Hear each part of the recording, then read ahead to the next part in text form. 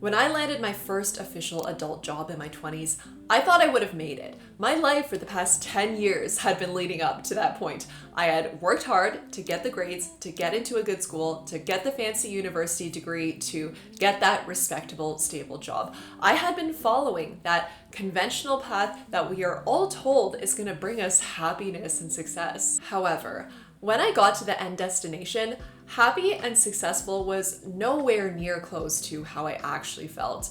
How I actually felt was closer to what my generation would call a quarter life crisis. Now that I had entered the working world and was revolving my life around my job, I was really questioning, is this it? Is this what I've been working so hard towards this whole time?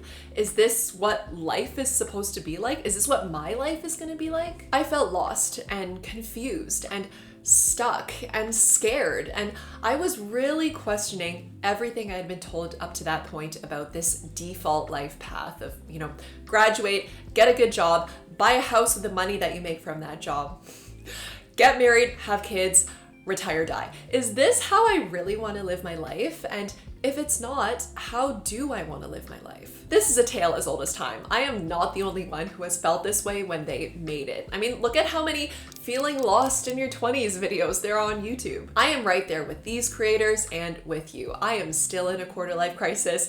I am not in the clear yet, but I can say I have done the work to get through the worst of it. My life has a lot more direction now. I know what I want. I feel much more fulfilled and I have much more peace of mind. And it was actually thanks to those crisis moments that I can say all of this. So in this video, I wanted to share with you everything I've done so far that's worked to help me get through the quarter life crisis, in the hopes that it also helps you if you're going through one of your own. And if you are new here, hi, I'm Audrey. I'm currently practicing as a therapist, and on this channel, we discuss tools for improving your work life, relationships, and overall mental health. I feel like I have to give this disclaimer at the beginning of all of my videos. Yes, I am a therapist, but I am also a human who struggles like anyone else, so I am by no means telling you what to do in this video. I am simply sharing my story because I've really benefited from hearing other people's stories, so hopefully hearing mine will have the same effect for you. Hopefully. And as always, because my viewers are intelligent, critical thinkers, we are going to be digging into the psychology literature a little bit today and seeing what the research says about this whole quarter life crisis thing. So let's get into it. I always find that just putting words to a difficult experience already helps to alleviate some of the distress of it. In the therapy world, there's this cheesy saying, you have to name it to tame it. So let's start off by defining the quarter life crisis. In psychology, there is something called the theory of emerging adulthood, which considers this time between the ages of 18 to your early 30s as a time of instability, role ambiguity, and transition, as many adults remain in limbo between legal and social adulthood. Yeah, legally we are considered adults when we turn 18, but in society's eyes, at 18, we are fetuses, and we are not considered official adults until we've met certain milestones, apparently by our early 30s. These milestones being establish your career, buy a house, get married. So this leaves this period between 18 to our early 30s where we haven't met these milestones yet as this awkward in-between phase between kid and adult where we're just scrambling around trying to figure out who we are, what we want, and also somehow establish ourselves as respectable members of society. For a lot of us, we are transitioning from being in school our entire lives to now being in the workforce, and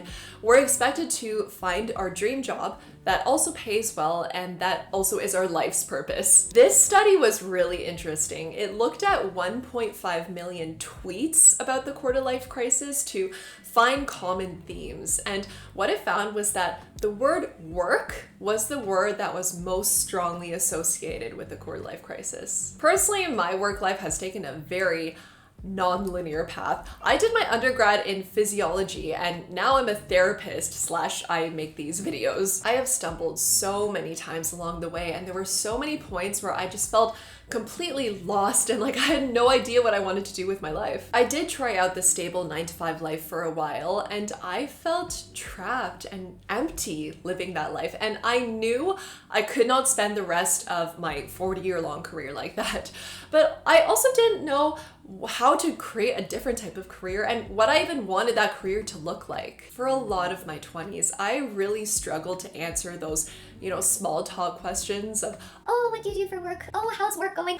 I never felt like I had an enthusiastic answer, and I kind of felt embarrassed and worried that people were gonna judge me, that I hadn't figured out this whole career thing yet when I'm at an age where I'm expected to. Related to the work thing, this is also a time where we're expected to become financially secure.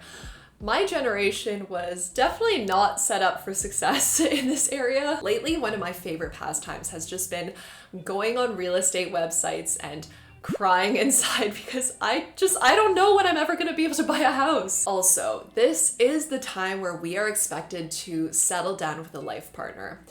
We don't talk enough about how getting into a more serious stage in a relationship is stressful. Hopefully it's a good stress because you're with the right person, but it's still stress. On the other side of that coin, if we're not with our life partner yet, either because we don't have one or because we're in a relationship that we're doubting, that can also be really stressful, and we can feel a lot of pressure in both of those situations. There have been points in my 20s where I've been in a relationship that I was questioning and I felt unsure of whether I truly felt okay spending the rest of my life with this person. There have also been periods in my 20s where I found myself as the only single friend left, and this was also a really lonely place to be in. In both of these relationship situations, I have felt behind in this whole finding a life partner department. I'm also at the age where the biological clock is ticking and it's about time that I start thinking about having kids. I know some people my age already have kids, but I just could not fathom being a parent right now. I'm still figuring out how to be a parent to myself. I've seriously been considering, should I start a budget for egg freezing just in case? We face a ton of pressure from all directions during this period, and our roles and responsibilities are changing so much, and we're faced with so many huge life decisions that could define the rest of our lives. And just being faced with so many life-changing decisions all at once and dealing with the uncertainty of it all is terrifying. Anyways, this has all been very doom and gloom so far, and we are an uplifting channel over here. So now let's look at some of the more hopeful research. There was a survey done by LinkedIn of over 6,000 people between the ages of 25 and 33 from all four corners of the world, and 75% of respondents reported having a quarter-life crisis, which means that having a quarter-life crisis is so common. You are more likely to meet someone who has gone through one than you are to meet someone who hasn't gone through one. The theory of emerging adulthood also says that going through a quarter-life crisis is a normal part of young adult development. And the reason it's normal is because it's actually a really good, really healthy thing. The psychologist Erik Erikson was one of the first to conceptualize a crisis at the beginning of young adulthood. And he says that crises have a function in moving development forward in a positive manner. Crises are a part of human growth and are integral to a dynamic adult life. There's also a psychology researcher, Oliver Robinson, who created the holistic phase model of early adult crisis. And basically what it says that there are 4 phases that we have to go through to get that positive development coming out of it. So let's go through the 4 phases together. Phase 1 is called locked in. This is where we feel restricted by the commitments of our current life. And apparently, the two most common things that make us feel this way are a dissatisfying career and a dissatisfying relationship. Up until phase 1, we might have just been autopiloting down this default life path because of expectations from parents or society in general. Likely, we've been more concerned with meeting other people's expectations or following a sense of duty rather than living a life that feels authentic to us. Phase 2 has a part A and a part B. So part A is separation. This is when we distance ourselves either mentally or physically from the commitments that defined us in phase 1. So we're unrestricting ourselves from those expectations and obligations. Robinson says that this is the most emotional phase. There can be a lot of grief, guilt, shame, anxiety, but there can also be relief and excitement. It's also a period where we might feel confused and aimless because we've shed our previous identity, but we haven't really created our new one yet. So we're just in this weird interim phase where we're just floating around trying to figure out who we are and what we want. Then we have part B, time out. This is where we intentionally take time away to reflect on our transitional situation, to resolve painful emotions, and to develop a new foundation for our adult identity. In phase 3, people often travel or move away, and they're often opposed to taking on any new commitments during this time. Phase 3 is exploration. This is where we experiment with new commitments that feel more aligned to our core identity and values compared to the expectations we were previously following. We also start to feel more comfortable with things just being up in the air and things just organically changing and evolving as they go. This quote from the article is kind of cheesy, but I also kind of like it. The self becomes a question rather than an answer, and a process rather than a product. And finally, we have phase 4, rebuilding. This phase involves a renewed engagement with long-term commitments and clear plans that are aligned with our own values, preferences, and interests. We're finally living a life that feels meaningful and true to us, both in our work and our personal lives. This study showed that 80% of people who reported having a quarter-life crisis said it resulted in an overall positive outcome, and that they were much less likely to have a midlife crisis. When I think back on my emerging adulthood years, I would definitely say I've been through the 4 phases, but it hasn't been so clear cut. Like, I've been in periods where I was in phase 4 when it came to my career, but I was in phase 1 when it came to the relationship department. Has anyone else also experienced this with the 4 phases where it's just been very non-straightforward? If so, please let me know in the comments. It would be nice to know that someone else relates. Now, in the next part of the video, I'm going to share everything I've done that's helped me to get closer to phase 4. Now, I am not sharing this in any particular order or anything. This is not meant to be a stepwise protocol for getting out of the quarter-life crisis, because that doesn't exist. I think if it did, we would all know about it by now. These are all just separate things that I've done at different points in time. But I did try to separate them into 4 different categories. The first category is reflection. Whenever I found myself in a situation where I felt stuck or unfulfilled, I found it really helpful to reflect on, how did I get here? What choices did I make to get here, and why did I make those choices? When I reflect back on choices I've made in my education and my careers, like why I chose to major in physiology or why I chose to get a job as a hospital social worker, I did make these choices largely based on what I thought I was expected to do.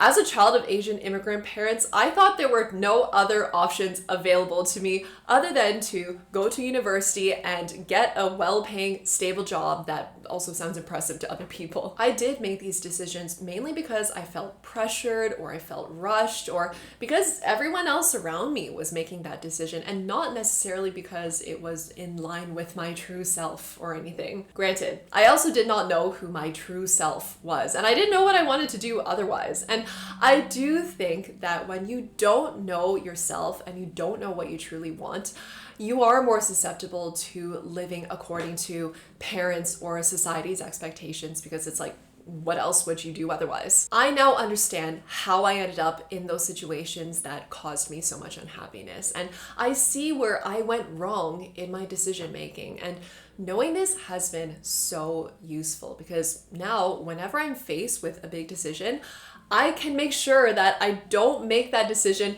from that place again because I know how that turns out and it's not a fun place to be. It's actually only been within the last year or two that I did figure out what I wanted to do with my career and then built up the courage to make the decision to actually pursue it. And I'm in a position now where I've never felt more fulfilled and happy with where I'm at. And I will be sharing more of what that journey looked like. But first, I did want to share something else I've found really useful to reflect on in these crises moments has been to ask myself, what about this situation is not working? When I was working as a hospital social worker, what wasn't working about that was the unsupportive work environment, the lack of flexibility and freedom, and the fact that doing that job required me to go against my core values. This is really important for me to know because now moving forward, I will know to avoid those things. Even though being that job was really tough, it was still well worth it because I learned so much about what doesn't work for me, and knowing what doesn't work for us is as important as knowing what does. The second category is getting to know yourself. It is now time to figure out what the heck we want to do with our lives. I am of the opinion that the best way to get to know yourself is to spend time alone. I spent a lot of time alone in my 20s. I lived alone, I explored the city alone, and as an introvert, this was my ideal way of existing. But also in this phase of life, there's so much outside noise that it can be hard to just hear ourselves think and really get in touch with ourselves. And taking that time just to be with ourselves and explore our own thoughts and curiosities and interests away from other people's influence and opinions can really help us to separate out what we think we should want from what we actually want. I also have 3 exercises to share with you that really helped me to get to know myself better. The first one is a values exercise to figure out what your top 5 core values are in life. I've mentioned this exercise numerous times on my channel. It's probably getting repetitive by now, but the reason I mention it so much is because doing this exercise was honestly life-changing because it gave me so much clarity on the answers to those really heavy questions of who am I and what do I want to do with my life? If you guys are curious, apparently my top 5 values are growth, relationships, well-being, abundance, and meaningfulness.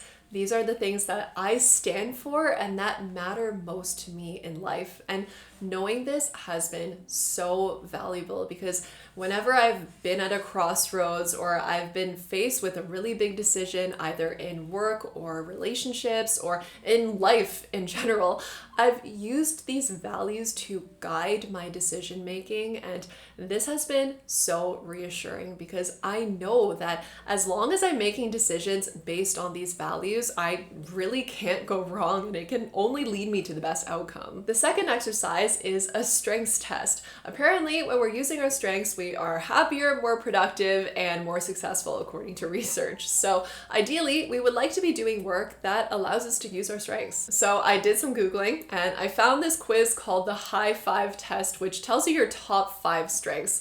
Here are my results if you're curious. I think I did this quiz back in like 2020, but honestly, it is shocking how accurate these results still are. It's honestly pretty wild how compatible my strengths are with what I'm doing now as a therapist and an aspiring content creator and working for myself. And the third exercise was a journaling prompt, which was, if money and societal expectations didn't matter, how would you spend your life? Here's what I wrote in 2021.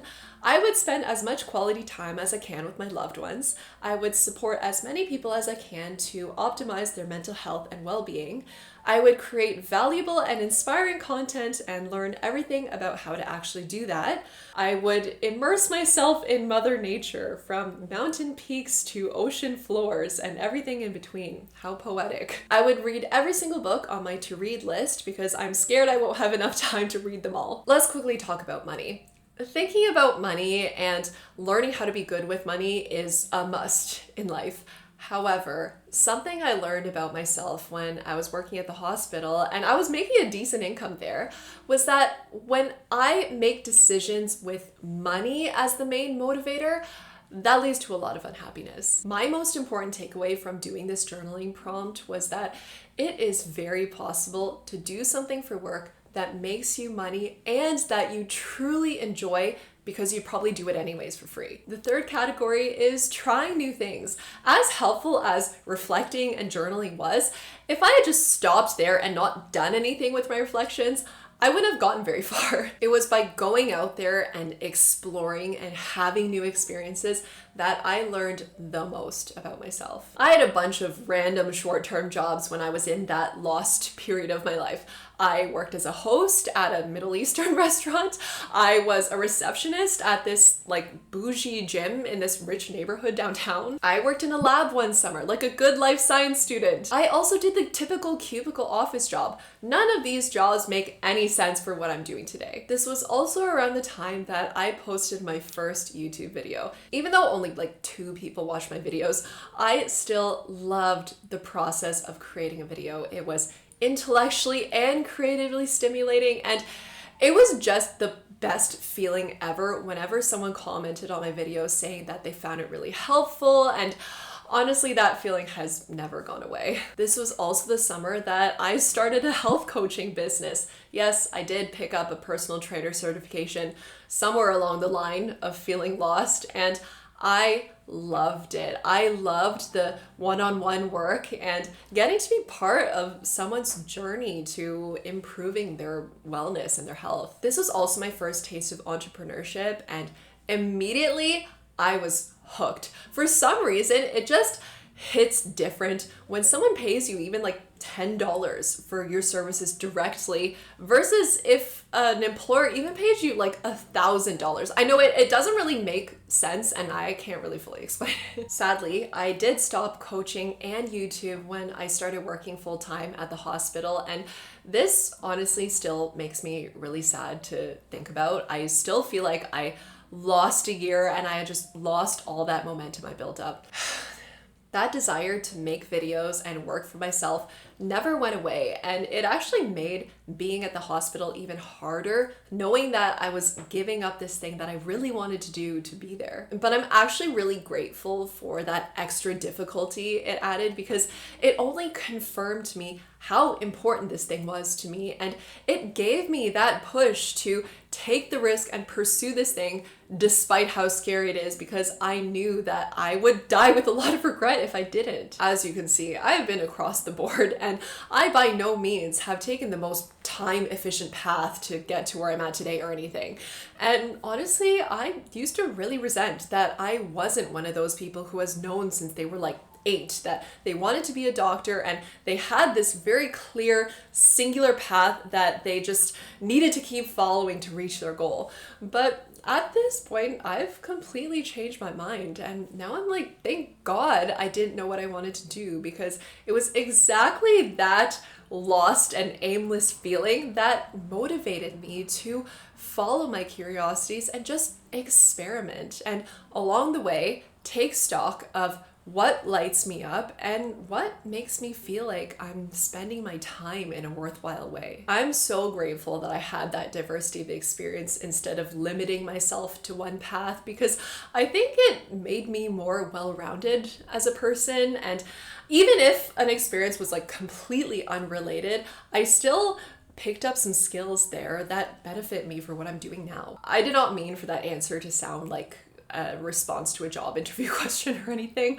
I just wanted to provide some reassurance if anyone else is on a non-linear path that feels like it makes no sense, that no experience goes to waste and that it will all serve you no matter where you end up. And the fourth category is building future you routines. The most life-changing thing I took away from my time working at the hospital, which honestly made that entire difficult experience worth it, was getting to work with frail older adults and realizing that people who fare the worst in their old age are people who haven't taken care of their health for whatever reason, who don't have any close relationships, either with family or with friends, and who can't afford good quality of care.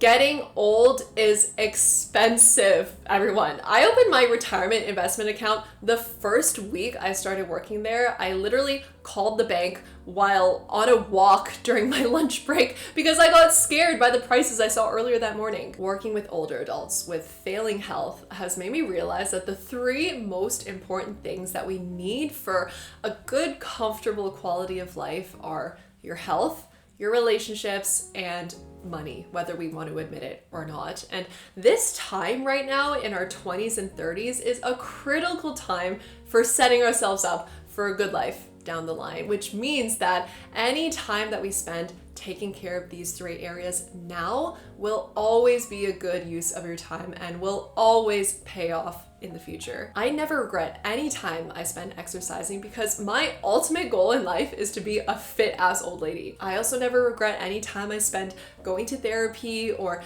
learning how to make a new healthy recipe or figuring out what I need for my self-care and for my peace of mind. I also don't regret any time I spend investing in a relationship or a friendship, even if that relationship doesn't work out, because each relationship has taught me something so important about what traits I need and what traits I definitely can't have in my close circle, and how to be a better partner or friend. Now, when it comes to money, definitely money should never be prioritized over your health or relationships, but we can't really deny how important it is to learn how to manage your money well so that we know we're gonna be okay when life inevitably throws a curveball at us. I've been really trying to figure out my relationship with money and trying to figure out how to manage it to line up with my personal goals and values, and honestly, my monthly budgeting at this point takes way longer than it should. But I'm just trusting that all of this time will be worth it when I can live a comfy life when I'm old. I really hope that this video was helpful if you are going through a quarter life crisis, and I hope that it brought you some comfort knowing that this very tumultuous time is not for nothing. It's serving a really important purpose of getting you closer to your best life, and it's all gonna be well worth it once you're there. If you're going through a crisis over your career right now, you might find my quitting my job videos helpful. I have made a playlist of them and you can check them out here if you're interested. But in any case, as always, I hope you are doing well and I will see you next time. Bye.